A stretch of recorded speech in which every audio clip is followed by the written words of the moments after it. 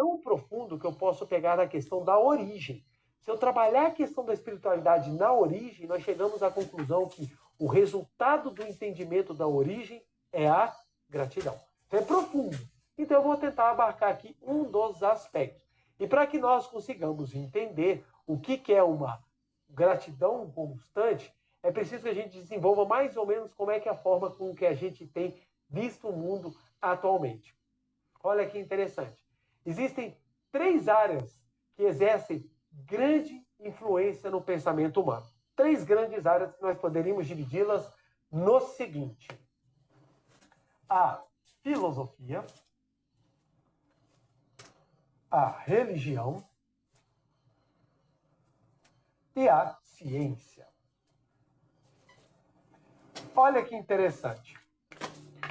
Lembrando que isso aqui é somente uma maneira genérica de analisar. Eu não vou trabalhar isso aqui como um conceito histórico, fechado, certo, com carimbo de que não tem como mudar. Não.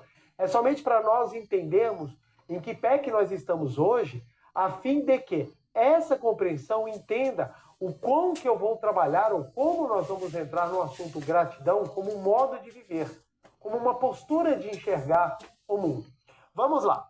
Antigamente, o pensamento, quando ele começou a se tornar um pensamento racional, um pensamento em que você desenvolvia uma conclusão a partir de todo um desenvolvimento lógico daquilo que você estava construindo, pensando ou querendo entender, a filosofia era o carro-chefe do entendimento lógico. E nós observamos uma explosão da filosofia na época grega. A época grega, das formações das polis, em que o povo grego desenvolveu gigantes da filosofia, que até hoje influenciam o mundo, foi uma época em que a filosofia era tida como aquilo que era o melhor. Então, a filosofia, ela tinha um pensamento que era digamos assim, a base, ou o crescimento, ou o que eles falavam muito, o desenvolvimento. O povo ele era desenvolvido se o povo ele tinha a filosofia como princípio. E eu falo assim, berço grego, quando eu estou falando do mundo ocidental. Se a gente for pegar o mundo oriental, você já tem filósofos antigos também. Então, o pensamento filosófico continua, não é que acabou. Mas teve uma época que a filosofia era aquilo que mais se destacava. Depois da filosofia, não que as outras não estivessem presentes em algum espectro. A religião sempre esteve presente na cultura humana e talvez a religião seja a primeira e a mais forte de todas as influências da cultura. Mas teve uma época em que, apesar das pessoas terem um pensamento religioso, o pensamento filosófico era tido como racional e o religioso era tido como algo místico ou algo que transcendia a lógica. Simplesmente a gente acreditava. Mas chegou uma época em que a filosofia ela foi suprimida ou diminuída e a religião ganhou um destaque maior. Que aí nós vemos normalmente, percebemos isso de maneira muito forte na Idade Média, em que o raciocínio ele deixa de ser um raciocínio lógico e ele passa a ser um raciocínio de crença. Por que isso acontece? Porque acabou, está escrito aqui e nós temos que seguir. Então nós tivemos a religião se sobressaindo sobre a maneira de enxergar o mundo.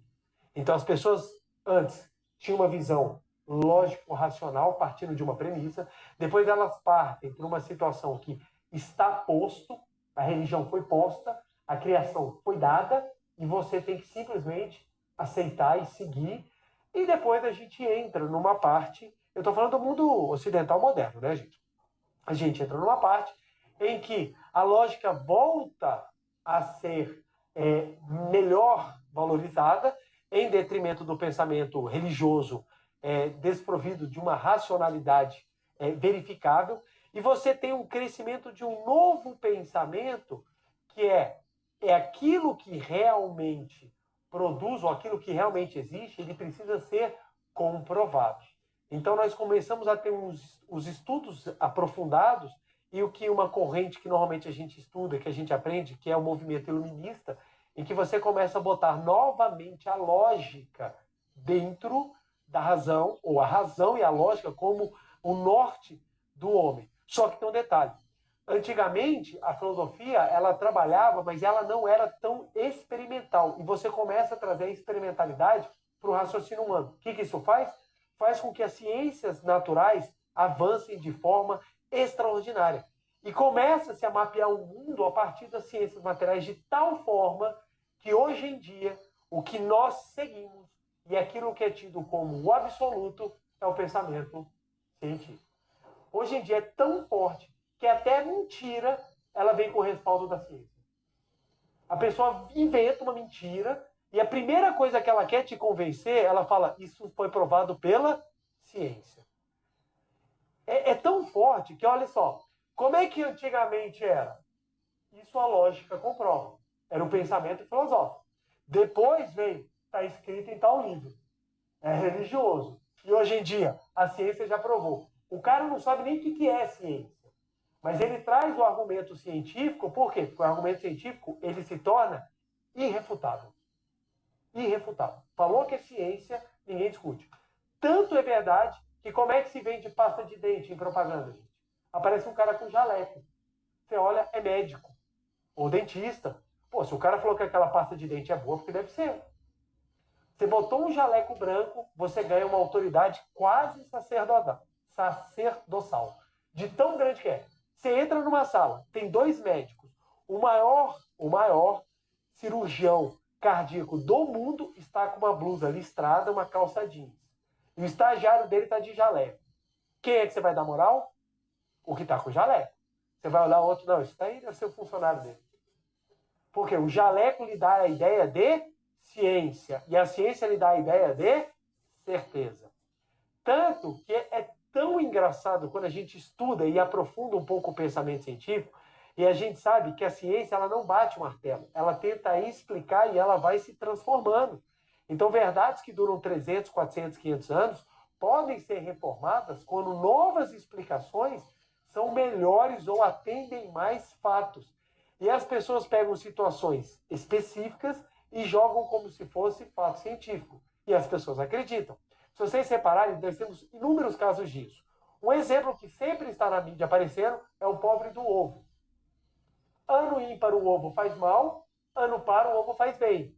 Porque não se sabe, afinal, o que acontece, vem estudos de um lado e estudos do outro. Só que quando o estudo sai, como é que ele sai? Ele não sai assim, ó. Continuamos na busca para descobrir quais são os verdadeiros efeitos do alimento ovo. Sai assim, cientistas comprovam que o ovo faz mal. Aí você para de comer ovo. Aí no ano seguinte, descobriu que o ovo faz bem. Aí você volta o ovo. Aí tomate faz bem, come tomate. Tomate faz mal, corta o tomate.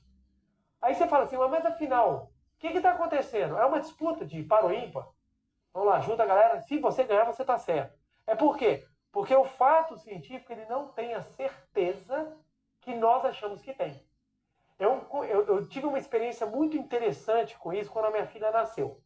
Quando a minha filha nasceu, até nós nos encontrarmos, porque pai de primeira viagem é uma vítima em potencial. É uma vítima em potencial. Porque você sai perdido, desesperado, você não sabe o que faz. Se você entrar numa loja e o vendedor falar assim, isso aqui é necessário, você compra, você não sabe nem para que serve.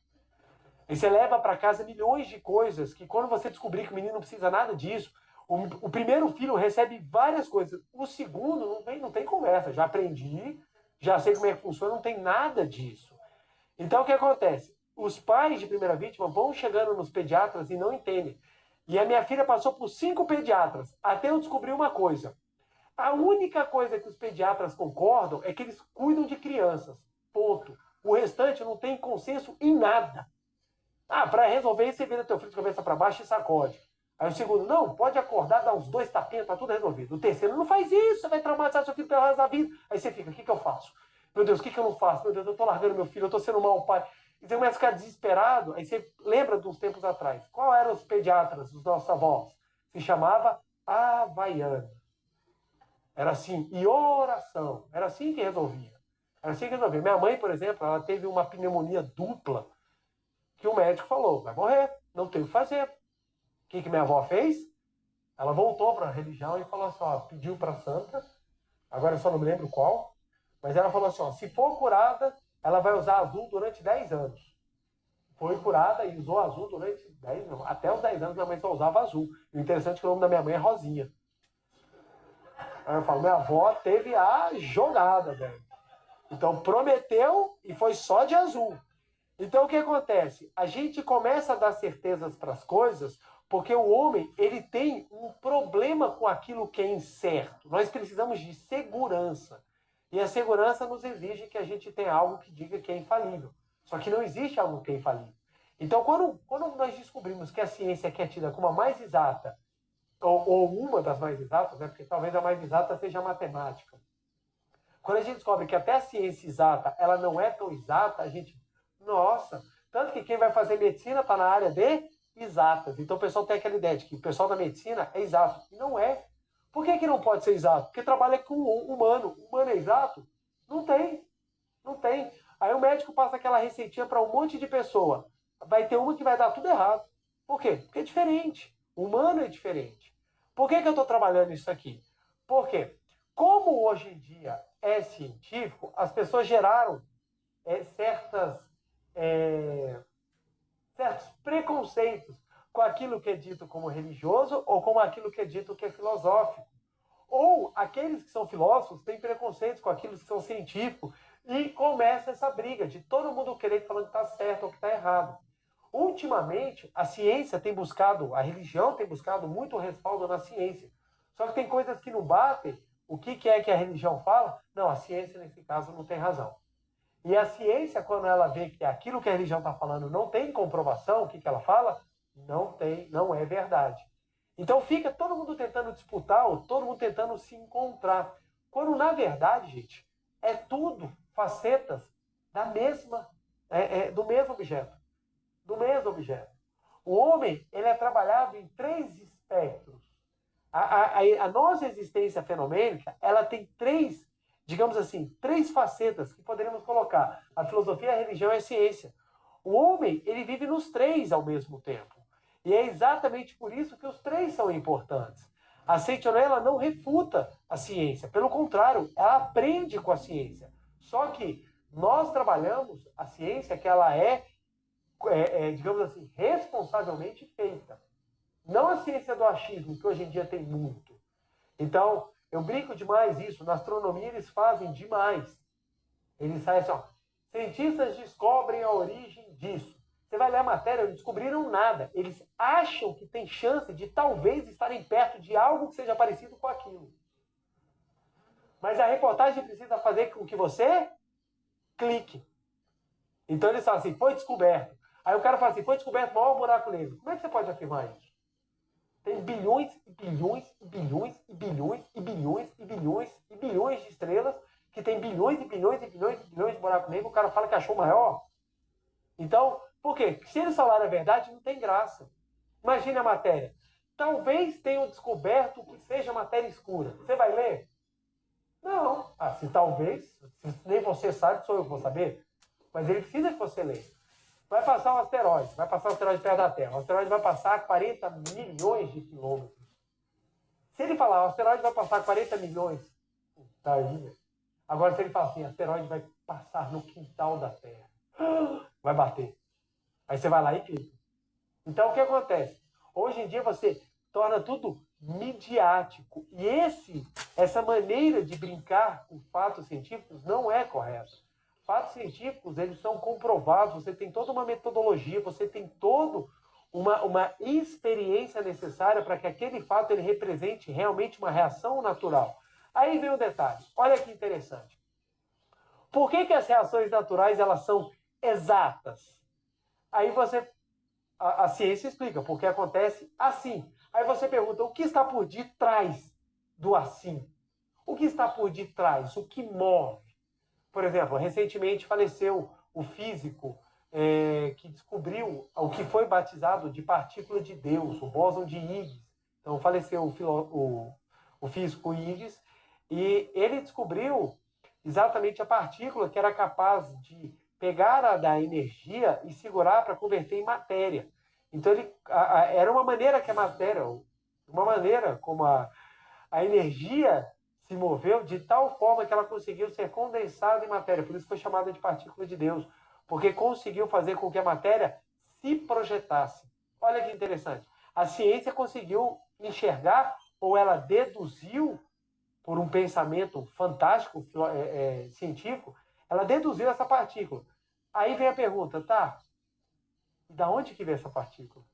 Aí isso daí a ciência não tem como explicar. Isso vai para a seara da onde? Da filosofia. E a filosofia, quando ela te leva para o transcendente, para algo que dá fonte, ela cai na seara da religião. Então, ambos, ou os três, andam sobre o mesmo fato. Sobre o mesmo fato. Se você for explicar o amor, como é que se explica o amor cientificamente? Reações químicas que você sofre no seu cérebro, que causam todo um disparado, fazem com que todas as suas glândulas lancem hormônios no seu corpo, que fazem com que você tenha uma reação que pode ser até de um desconforto, medo, taquicardia, adrenalina no sangue. Então explica como se fosse uma reação química.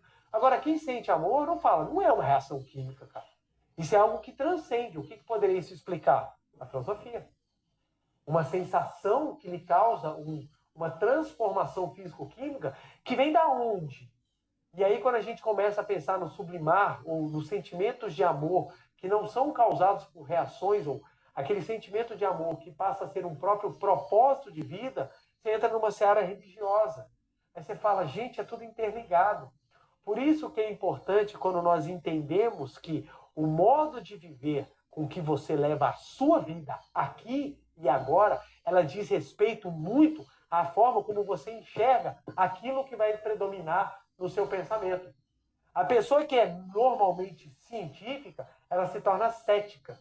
Por que ela se torna cética? Porque só a ciência comprova. Aí ela fica muito boa em uma área, mas o que acontece? Ela se torna precária em outras áreas. Quais áreas? Você lidar com o mundo fenomênico que não é absolutamente certo ou errado. Por que algumas pessoas têm dificuldade com a vida? Porque a vida não é preto e branco. A vida é um pote de tinta que capota, gente. Voa a cor para todo lado e vira uma bagunça. E a gente tem que tentar entender aquilo ali. Então, a pessoa que tem um pensamento que é muito científico, ela tem dificuldades, muitas vezes, porque na hora do relacionamento você entende que não tem muito certo e errado.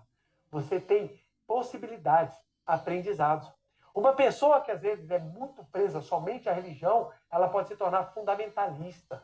Ela pode se tornar uma pessoa alheia até à própria verdade. Ela não enxerga o que está na cara dela. Então você vê, inclusive, em movimentos religiosos em que as pessoas ficaram tão radicais que elas são capazes de tirar a própria vida num pensamento filosófico absolutamente incongruente. Não tem uma razão para aquilo. Por quê? Porque fica algo destoando. E uma pessoa que fica só na filosofia, normalmente a galera fala que está só viajando. É aquele cara que está fora da realidade, estou só filosofando. Mas na verdade não. Filosofar é você parar para pensar do porquê das coisas. E quando você para pensar do porquê das coisas, você vai atrás da causa. E a causa te faz a você acabar buscando um pensamento que seja pautado em alguma perspectiva da vida. Então, quando você começa a enxergar isso, você entende. Ah, que interessante. É por isso que a gente olhou a Barcos 3? Sim. Por que nós falamos de ciência, nós falamos de religião e nós falamos de filosofia? Porque para que você possa levar uma vida, você precisa ser completo nos três. Você precisa ser completo nos três. Então, nós trabalhamos exatamente desde estudos psicológicos, de estudos, por exemplo, que a Seitonen abarca na sua literatura, como exemplo, neurônios espelhos, que estão na neurociência atual exatamente trabalhando o porquê que nós temos um desejo de imitação e como ele pode ser utilizado, que na neurociência o pessoal está vendendo aí a milhares de reais cursos para as pessoas ficarem, para aprender o que aqui nós aprendemos, simplesmente com a compreensão de que o ambiente ele pode te influenciar. Por que o ambiente te influencia? Por três aspectos. Primeiro que, filosoficamente, nós temos o hábito de nós nos aproximarmos ou somos atraídos por aquilo que nós reconhecemos. Religiosamente, diga-me com quem tu andas e eu te direi quem tu és. E cientificamente, o seu cérebro passa a espelhar aquilo dentro e aquilo passa a construir sinapses que permitem que você aceite aquela ideia sem que ela seja barrada. Olha que interessante. O mesmo fato sendo visto por três perspectivas. Então nós não seguramos apenas em um, nós abrimos isso. Óbvio, nós sabemos que nem tudo que está em um consegue ser explicado plenamente pelo outro. E a ciência, nesse caso, ela acaba saindo bem prejudicada, porque a ciência ela só vê o que está na matéria. E a filosofia e a religião explica aquilo que não está na matéria. Mas tem os pontos convergentes, os pontos que se tocam, que são fundamentais. Por isso que o pensamento da Seitonê é um pensamento lógico, racional, filosófico, religioso. Por que é isso? Porque nós trabalhamos a racionalidade. Olha que interessante. Na Seitonê nós aprendemos. Para quem está vindo pela primeira vez, ou para quem está assistindo aqui a palestra pela primeira vez, o que nós aprendemos na Seitonê?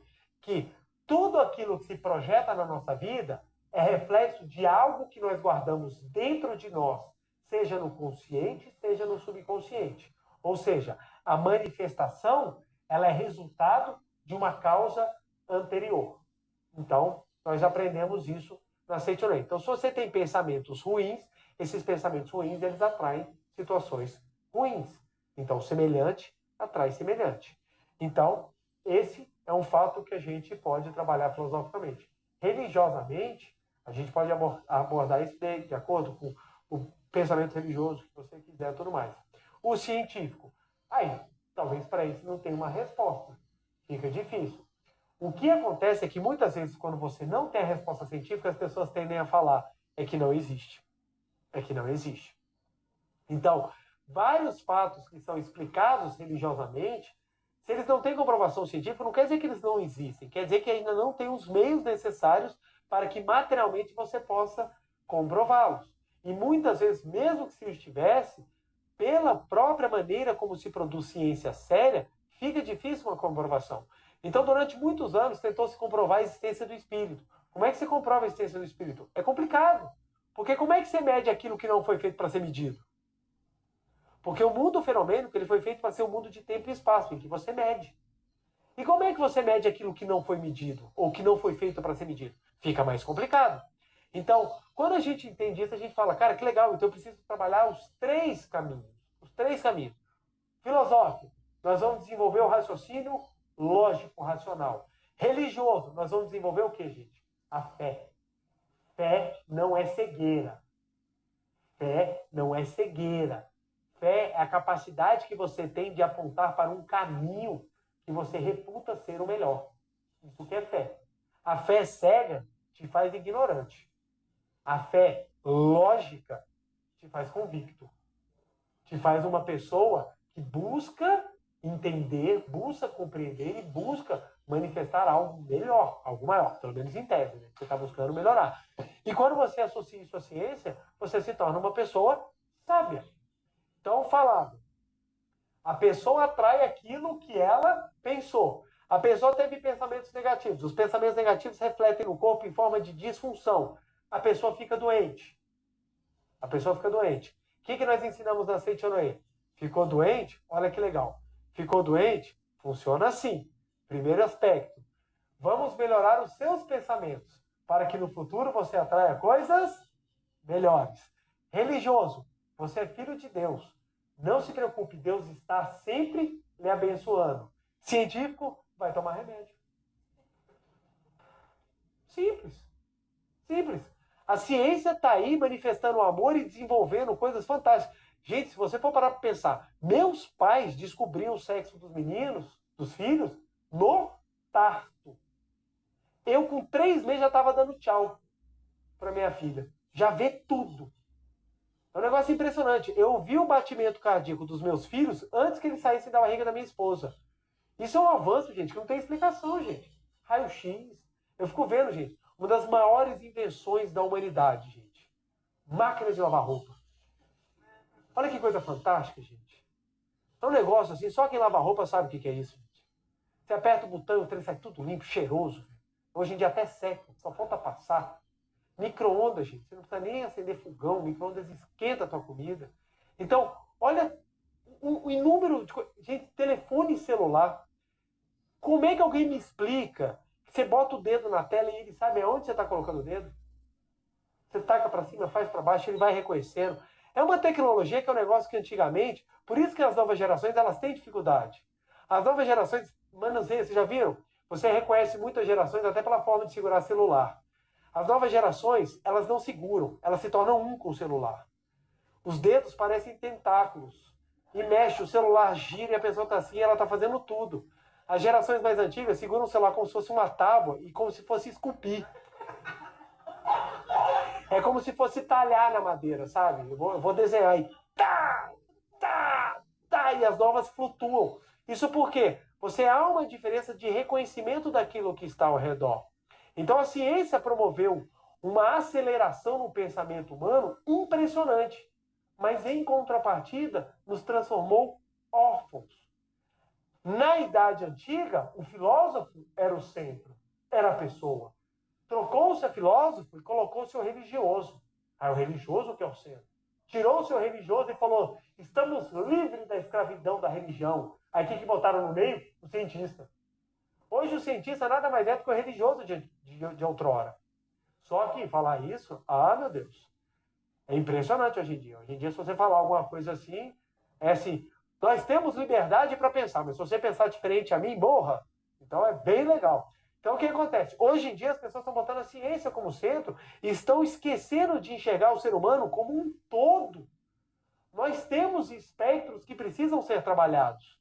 Aí quando nós pegamos estudos que são muito interessantes que comprovam que pessoas que estão passando por situações difíceis, quando elas têm exercício de uma fé ou um pensamento filosófico, elas lidam com a situação de melhor forma, inclusive com resultados físicos. Por que isso acontece? Porque o ser humano, ele é complexo. Ele é complexo. Como é que a gente explica, como é que cientificamente a gente é capaz de explicar quando o santo não bate? A quem está me assistindo em outros países, explicar muitas vezes algumas gírias assim é difícil. O santo não bate é quando você olha para a pessoa e não gosta da pessoa. A pessoa não falou nada. Você olha para a pessoa, você... Não tem nada. A pessoa, ela está bem vestida, ela está bem trajada, não está fedendo. Sabe? A pessoa está quieta na dela, mas você olha para a pessoa e não bate. Como é que você explica isso? Como é que você explica? Aí o pessoal começa a tentar achar alguma coisa. Normalmente eles falam, é culpa do tomate ou do ovo. É culpa de alguma coisa.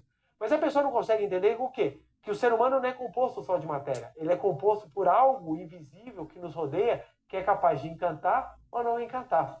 Olha que interessante. Quem já se apaixonou sabe como é que é. Você está, muitas vezes, você está andando de boa, você olha uma pessoa e de repente aquela pessoa mexe com você. E o primeiro lugar que ela mexe é no seu sistema respiratório e digestivo. Porque seu estômago vira do avesso, você começa a respirar ofegante. E a pessoa não fez nada, a pessoa está parada. O que aconteceu para aquela pessoa mexer como mexeu com você? Algo está além da matéria, porque não é o físico. E normalmente, se você for observar, num conceito de beleza. Às vezes tem pessoas mais bonitas ao redor, mas não lhe chamam a atenção como aquela pessoa em específico. Foi o jeito que ela falou, foi o jeito que sorriu. E é interessante que normalmente as mulheres falam assim, eu me encantei pelo jeito que ele sorriu. E o cara está pensando, eu não tenho a menor ideia como é que eu faço. E o cara vai tentar imitar, a mulher fala, medonho. Você já falou, o cara fala, vou tentar sorrir, não sorrir não, mano, faz isso não, pelo amor de Deus. Tá estragando o clima. Por quê? Não é o sorriso, é algo junto com aquilo que traz a ideia. Então, muitas vezes, uma ideia que suscita na mente, um pensamento, uma vibração, uma emoção que é sentida. Isso tudo, gente, está fora da seara do físico, do que eu posso medir. E por que eu falei isso tudo? Porque dentro da Seichonoye, nós temos exatamente o trabalho nos 3 espectros. Então, como é que na Seichonoye a gente fala? Receba tudo de forma que seja providencial, ou receba tudo de forma que seja um grande crescimento para a sua vida. Então, é assim que nós aprendemos. Tem um modo de viver.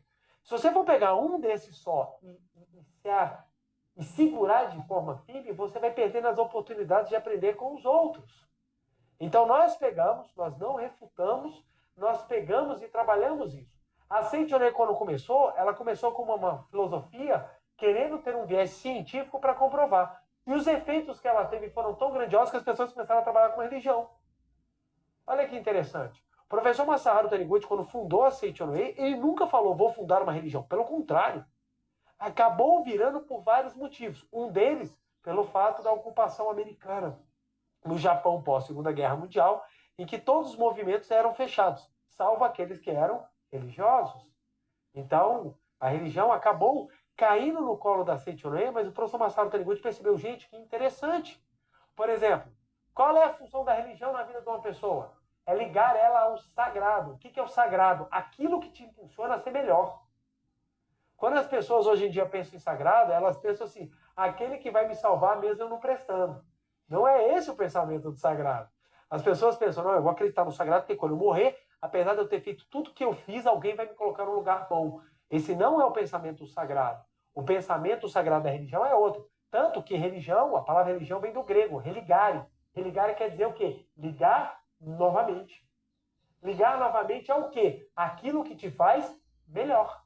Então, religião é algo que te faz crescer. Então, quando a gente tem esse pensamento correto do que é religião, a gente fala, então a religião, obrigatoriamente, pelo menos em tese, ela tem que me dar ferramentas para eu ser uma pessoa melhor. E para ser uma pessoa melhor, como eu faço para ser uma pessoa melhor? Nós vamos usar da lógica e da nossa realidade para manifestar isso de forma muito mais construtiva. Então você tem um modo de viver eficiente, que vai ser um modo saudável fisicamente, um modo saudável mentalmente, um modo saudável espiritualmente. Esse é o modo de viver da Seitonoye. É esse modo que nos faz transformar. E por que a gente usa o exercício da gratidão? Ora, se nós estudamos filosoficamente que nós colhemos aquilo que nós plantamos, como que nós fazemos para mudar a colheita? Mudando a semente que nós plantamos. E mais, se a gente for só pensar nisso, pode ter uma ideia meio utilitarista. Mas, espera lá, se nós compreendermos religiosamente que a vida de Deus está no nosso interior, nossa, se a vida de Deus está no meu interior, qual é o único sentimento que eu posso sentir pelo fato de eu descobrir que eu sou abençoado? A gratidão. Então,